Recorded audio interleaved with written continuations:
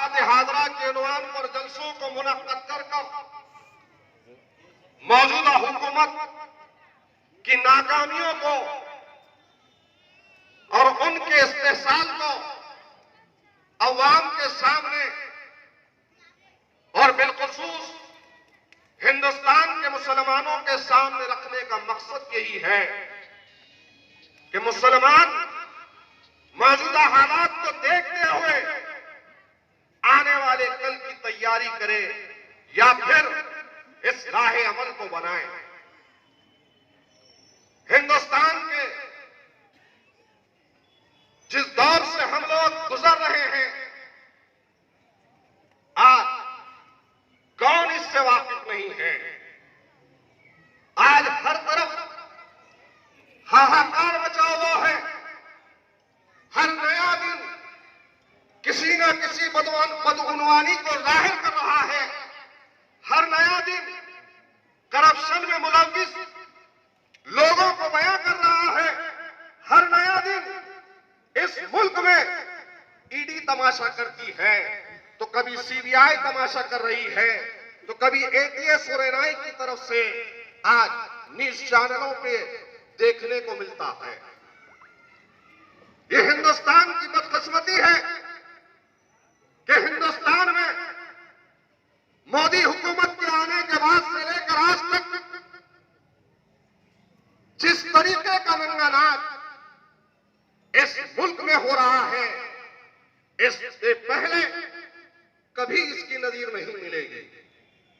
और यह भी हकीकत है कि इस मुल्क के मुसलमान ने कभी भी इस मुल्क के फिरका परस्त जमातों को न सपोर्ट किया, न इख्तिदार में लाने की कोशिश की, न अपना वोट उनको दिया है।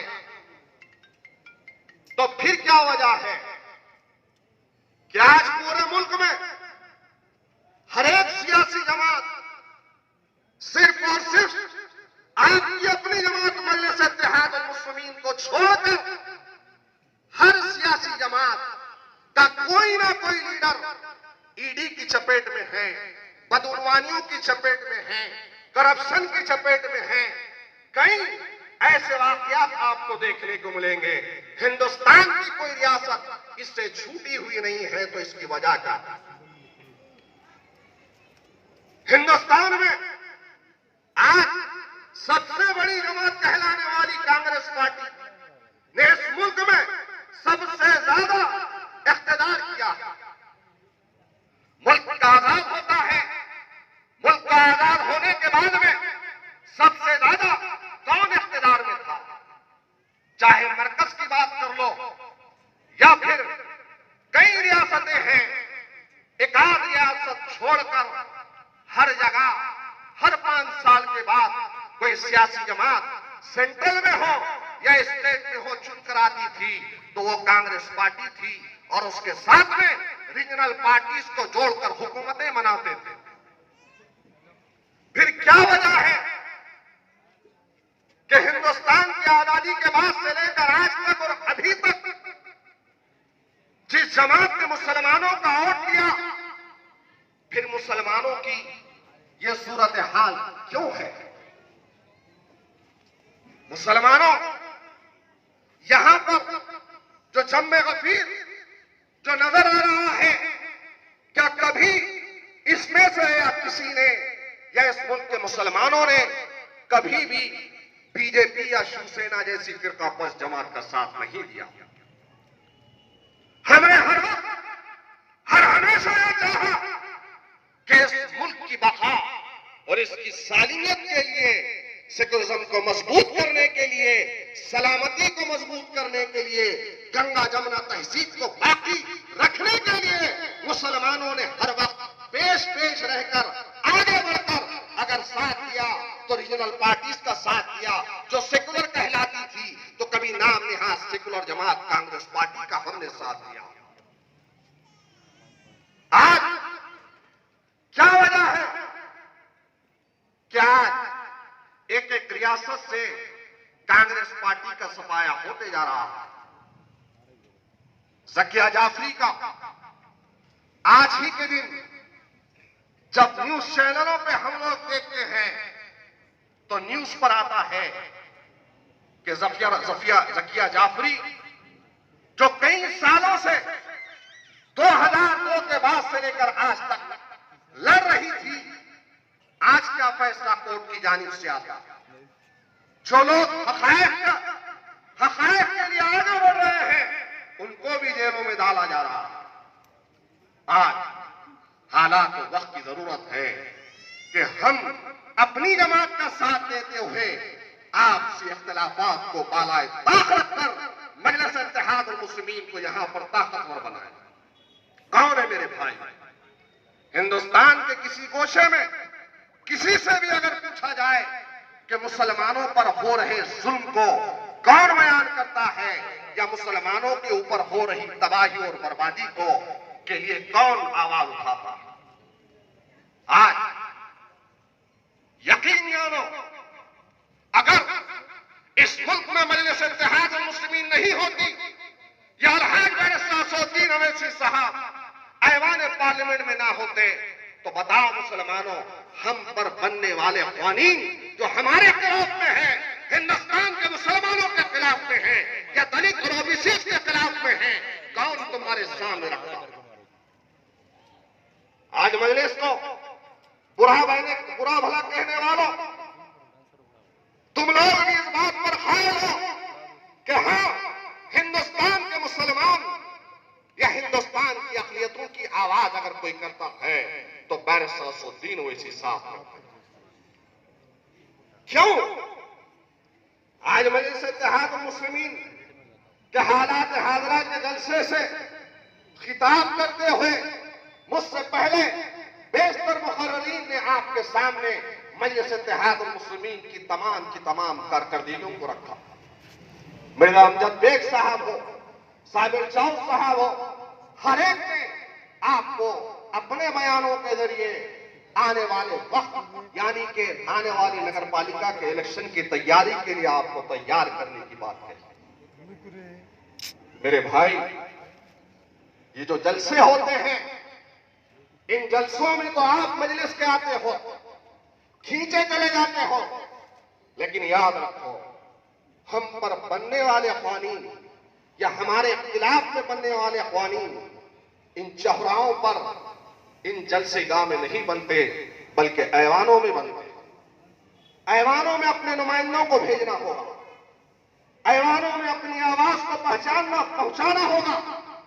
जो लोग मजलिस इत्तेहाद मुस्लिमीन पर आवाज उठा रहे थे, उत्तर प्रदेश में मजलिस इत्तेहाद मुस्लिमीन की तरफ से भारतीय जनता पार्टी जो भी इख्तियार में आया तो आए, मजलिस पर इल्जाम लगाने वालों, बताओ, आज तो मजलिस इत्तेहाद मुस्लिमीन न आजमगढ़ में ठहरी थी, न उस दूसरे इलाके में ठहरी थी, तो क्या वजह है कि वहां से बीजेपी के 2 अराकीन ने पार्लियामेंट चुन के आया?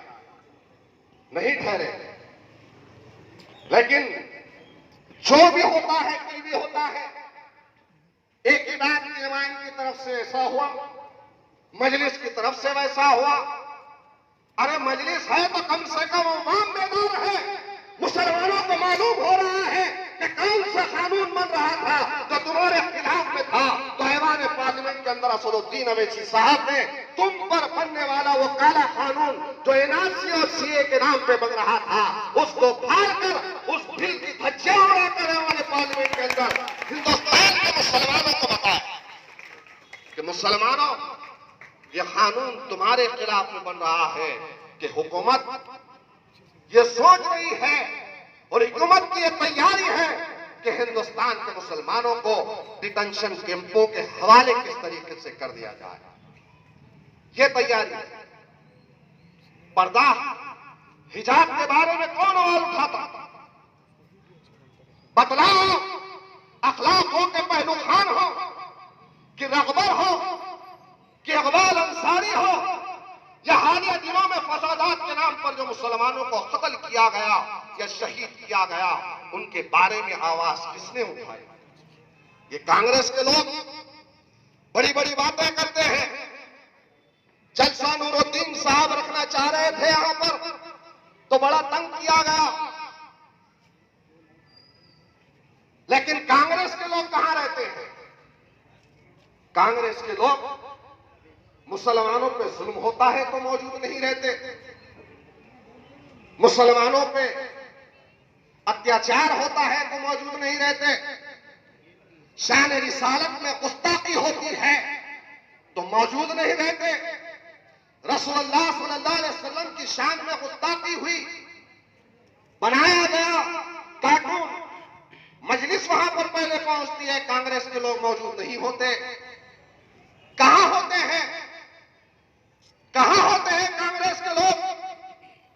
आज जाकर इन बस्तियों का जायजा लो, चाहे मिल्लत नगर हो, हिलाल नगर हो, पाकिस्तान नगर हो, या फिर मौसम्बी का महल्ला हो, या इस्लामपुरा हो, या उसके पीछे का इलाका हो, टीपू सुल्तान रोड हो, जहां पर आप और हम मुसलमान रहते हैं, बारिश का पहला पानी है, उस पानी की सूरत हाल, उस इलाकों की सूरत हाल से आप मुश्तबा करके देखो तो आपको समझ में आएगा कि वो श्रीनगर का इलाका, वो तरोड़ा नाके का इलाका, वो मोंढे का इलाका, जहां पर हमारे गैर मुस्लिम हिंदू भाई रहते हैं, वहां पर तरक्कियाती काम कितने हैं, कांच की जैसी रोडें हैं, लाइट है, प्ले ग्राउंड है, स्कूल है, दवाखाने हैं, सब कुछ है, और यहाँ पर 73 एक साथ चुन के आते हैं, जहां से बहुत बड़ी संख्या मुसलमानों की आका की गुलामी में लगे वाले हैं, जवान के गुलाम यहाँ पर काम नहीं करते।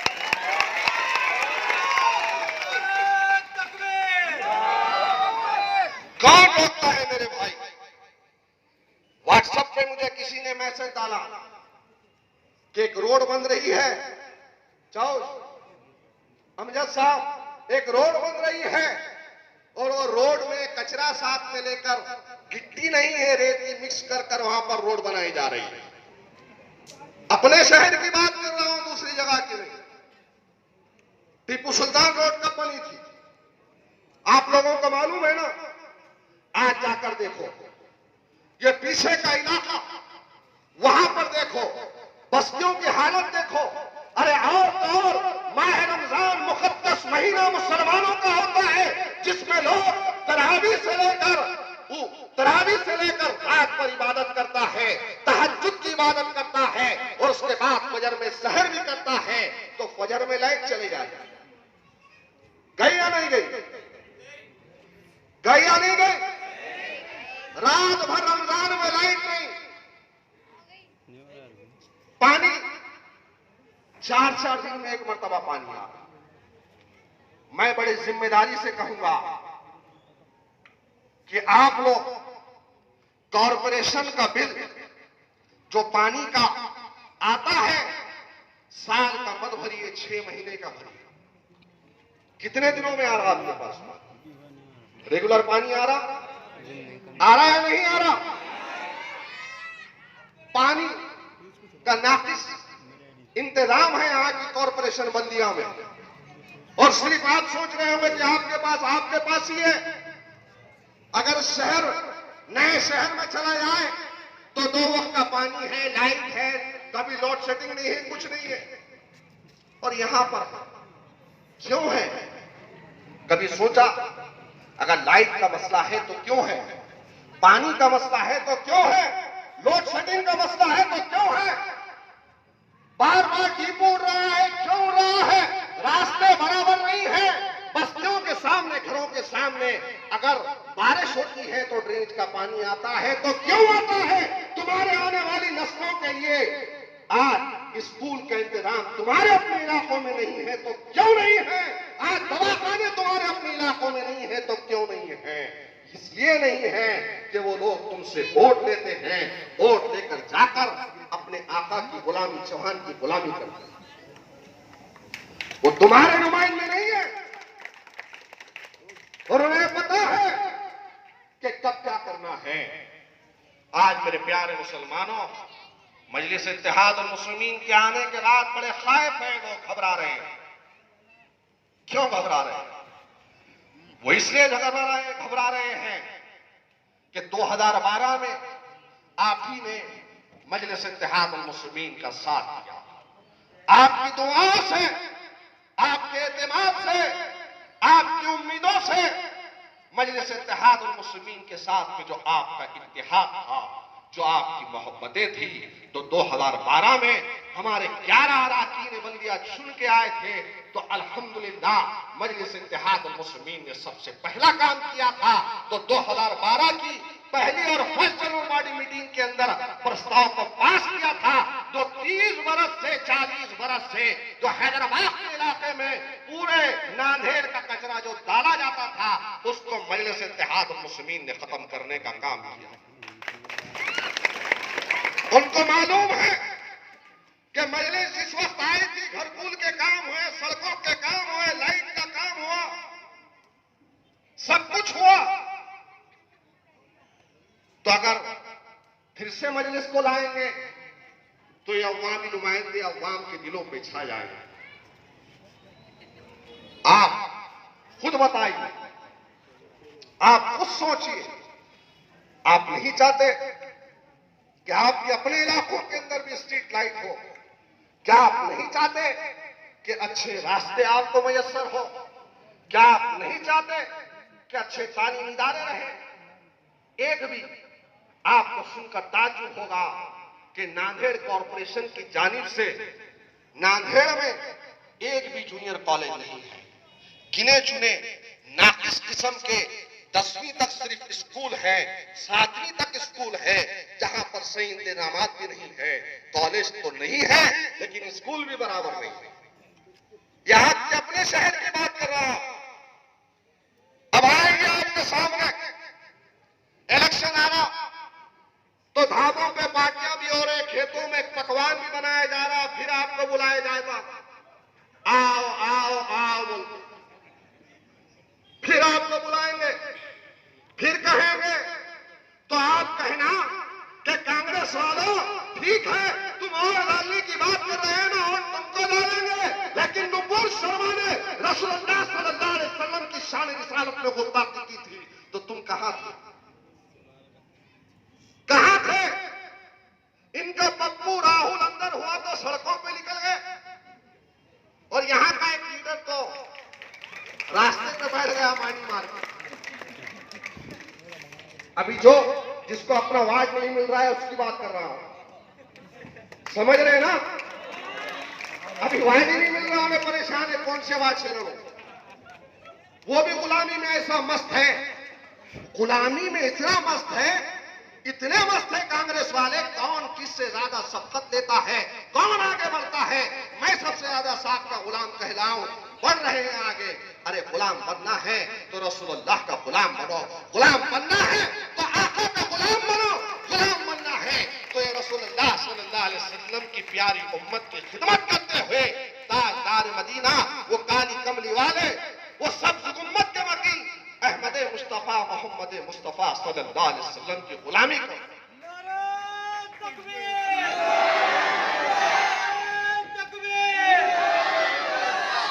आज मेरे भाई, मैं इस नांदेड़ से आपके दरमियान में ठहर कर उस झारखंड के मुदस्सिर की वालदा को सलाम करता हूं। कुर्बान जाए इस इमाम पर जिन्होंने ऐसे लालों को पैदा किया है कि रसूलुल्लाह सल्लल्लाहु अलैहि वसल्लम की शान रिसालत में एहतजाज करते हुए निकले थे, लेकिन खाकी वर्दी वालों और उनके सरों और सीनों पे गोलियां चलाई। तो उस मां ने ये नहीं कहा, उस मां के जुमलों में आप भी सुने होंगे, मैंने भी सुना, जब जुमला सुना तो मेरी आंखों से आंसू आ गए। मैंने अल्लाह का शुक्र अदा किया, मैंने कहा रब्बुल आलमीन, आज भी तेरे हबीब के जानिसार वो माएँ पैदा है, माएँ है दुनिया के अंदर जिंदा है, जो अपने रसूलुल्लाह सल्लल्लाहु अलैहि वसल्लम की शान रिसालत में जान भी जाती है तो जाए, उसकी भी परवाह नहीं करे। हालांकि एक बेटा था, मुदस्सिर की वालदा को सलाम है, सलाम है मेरे प्यारे मुसलमानों। आज यही वक्त है और ये वक्त हमको चीख चीख कर पुकार पुकार कर आने वाले कल के लिए आगाह कर रहा है। नौजवानों याद रखो, जो हम अपनी माजियों की गलतियों को भूल जाती है, जो हम अपनी माजी के गलतियों से या अपने तजुर्बात से सबक नहीं सीखती, वो कौम अपने मुस्तकबिल को नहीं बनाती, नहीं संवार सकती। मुस्तकबिल को संवारना है, मुस्तकबिल को बनाना है, अपने हिम्मतों को, अपने हौसलों को बस नहीं करना। अरे कोई आए ना हो, इंशाअल्लाह ताला मजलिस के दीवाने कर उसको बयान कर रही थी कि उसके ऊपर जुल्म हुआ, लेकिन वह आफरीन फातिमा जिसके घर पर बुलडोजर चला, जिसके घर को तबाह किया गया, तोड़ दिया गया, जमीन दोज कर दिया गया, एक भी मीडिया ने उसको नहीं बताया। फिर हम बोलते हैं तो बड़ी तकलीफ होती है।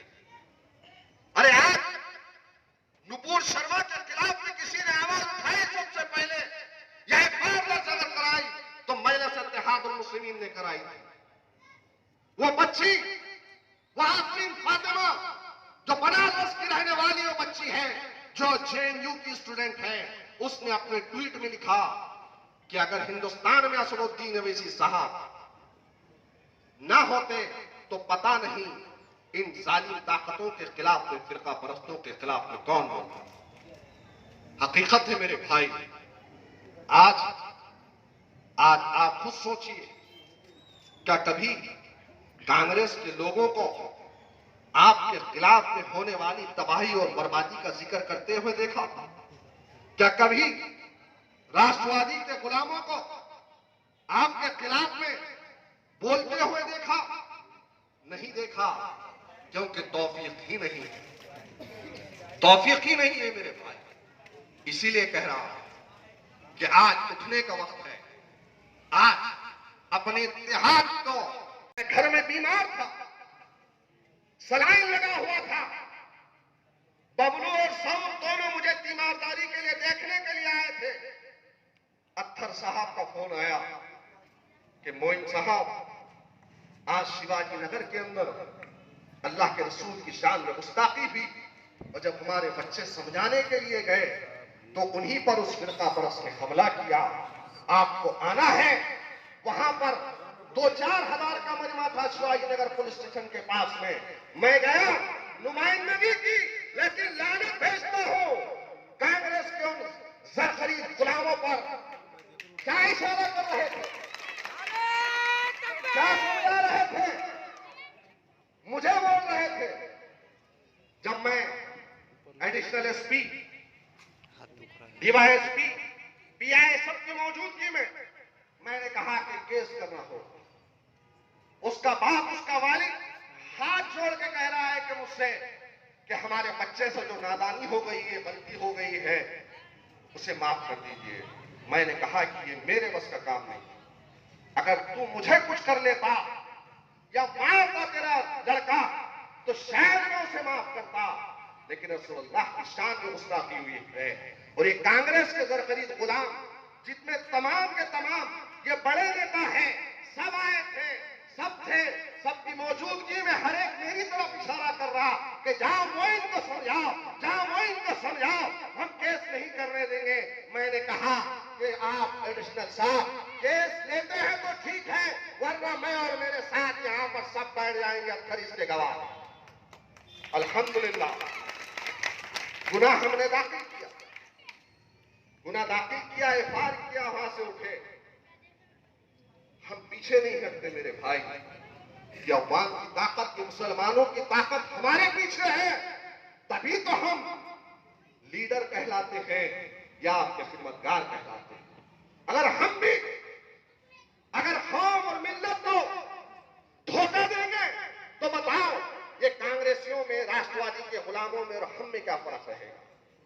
लेकिन याद रखो मुसलमानों, रोज़े अव्वल से मजलिस इत्तेहादुल मुस्लिमीन फख्र मिल्लत अलैहि रहमा से लेकर सालार मिल्लत से लेकर नकीब मिल्लत और हबीब मिल्लत, और आज हम भी अगर यहाँ पर आपके दरमियान में हैं तो खुदा की कसम मरते मर जाएंगे, लेकिन पीछे नहीं हटेंगे। जिस काम के लिए आपने आगे बढ़ा है बढ़ेंगे। गाड़ीपुरा में क्या हुआ? गाड़ीपुरा में फसाद होता है। फिरोज साहब यहां पर मौजूद है, गाड़ीपुरा के लोग मौजूद है।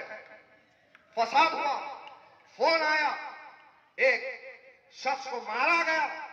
औरतों ने फोन किया घर से, रोते हुए, बिलखती हुई आवाजों में बेचैन किया। फौरी तौर पर वहां पर मैं पहुंचा।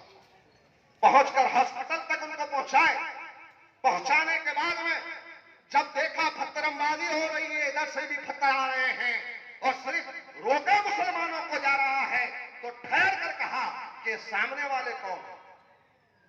वहां ठहरे, रात भर हबीब टाकीज बर्तन चौक पर कुर्सी डालकर उनके ऊपर केसेस भी करवाए। ताज्जुब होता है मुसलमानों पर, और ये नाम निहाद लीडरों पर उस वक्त भी कहा। जैसे ही केसेस हुए, हमारे बच्चे अंदर गए, और जितने बच्चे अंदर गए, मजलिस इत्तेहादुल मुस्लिमीन सैयद मोइन ने उनकी कानूनी इमदाद कर उनको छुड़ाया।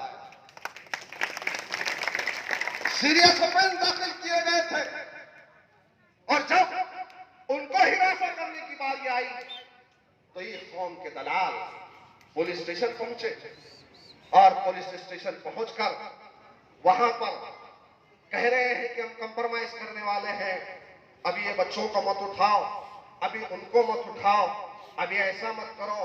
अरे हमारे बच्चे हैं, हमारे बच्चों ने वहां पर 20 दिन से ज्यादा जेल की सोबतों को बर्दाश्त किया रहे, और ये आगे बाद में कंप्रोमाइज के लिए कि कंप्रोमाइज करेंगे। ऐसा होता मेरे भाई आज तक ना हुआ है, ना आगे होगा। आप देखते हैं शहर में एक एहतजाज होता है, त्रिपुरा में फसाद हुआ, त्रिपुरा में फसाद होता है तो रजा एकेडमी की जानिब से उलमाए कराम ने यही देखो नाके पे एक प्रोग्राम रखा, एक एहतजाजी प्रोग्राम।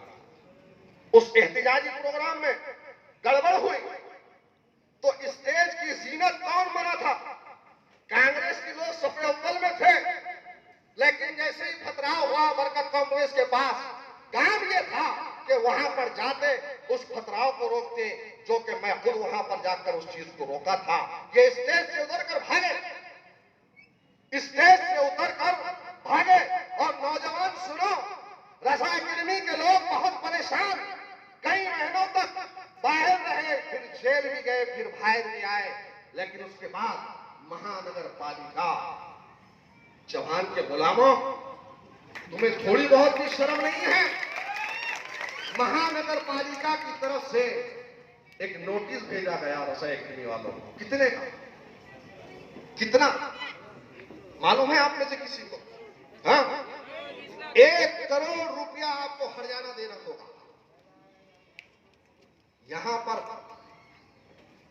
यह शिवसेना, एनसीपी, कांग्रेस की सेकुलर हुकूमत है कि उत्तर प्रदेश का योगी बैठे हुआ है मुंबई में, और यहां पे कौन है?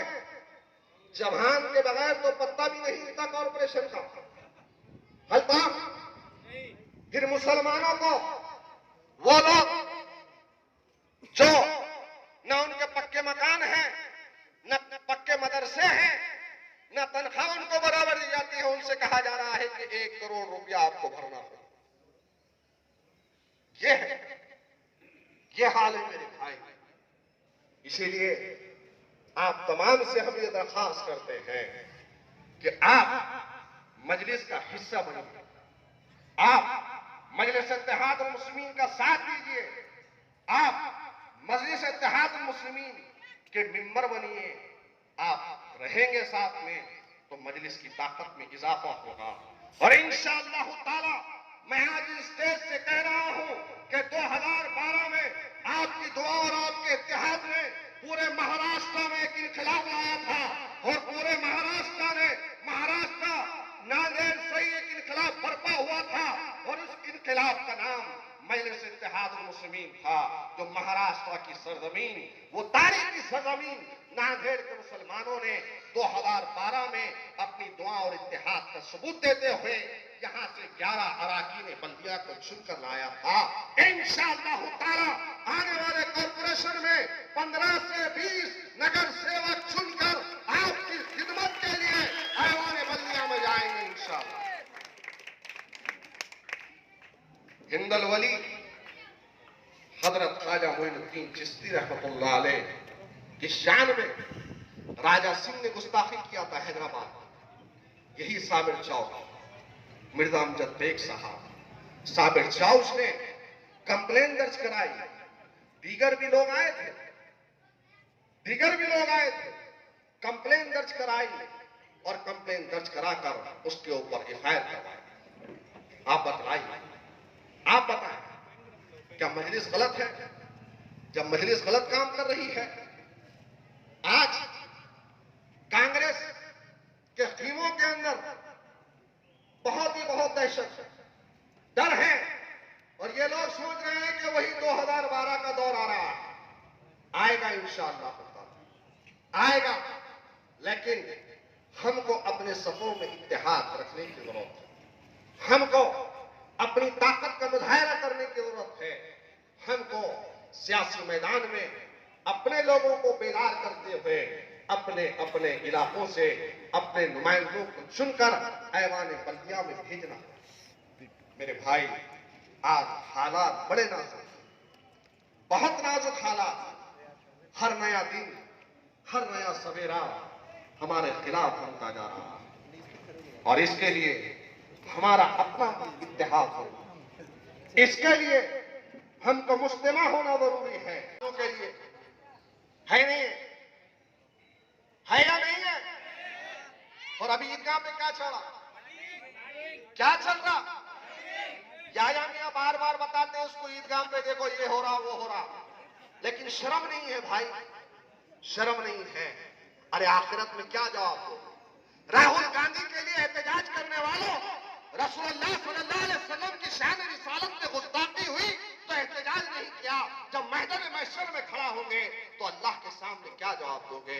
अरे बोलना तो बहुत कुछ है और जलसे होंगे इंशाअल्लाह ताला, और उन जलसों में यकीनन इन तमाम के तमाम कांग्रेस के गुलामों को पैगाम भी दिया जाएगा। इसलिए आप तमाम से कहता हूं कि मजलिस के साथ रहें, मजलिस इत्तेहाद अल मुस्लिमीन का साथ दें। नारे